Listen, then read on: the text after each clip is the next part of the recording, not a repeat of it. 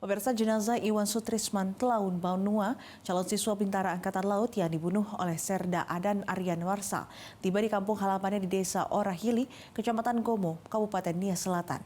Ketibaan ini setelah keluarga melakukan pencocokan DNA yang dilakukan oleh Lantabal 2 Padan, Sumatera Barat pada tanggal 16 April lalu.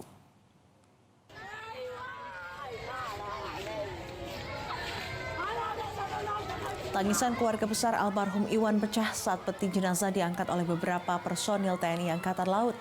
Di hadapan keluarga, Komandan Lanal Nias Kolonel Laut Wisnu Ardiansyah yang turut mengantarkan jenazah di rumah duka bersama dengan Wakil Bupati Nias Selatan menyampaikan bahwa proses hukum saat ini sedang tahap perlimpahan pengadilan dengan ancaman hukuman mati.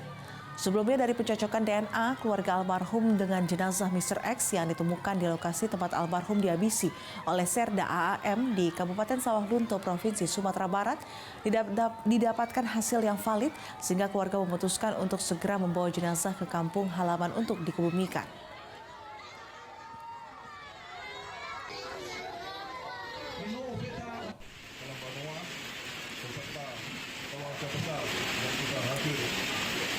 Jelajahi cara baru mendapatkan informasi. Download Metro TV Extend sekarang.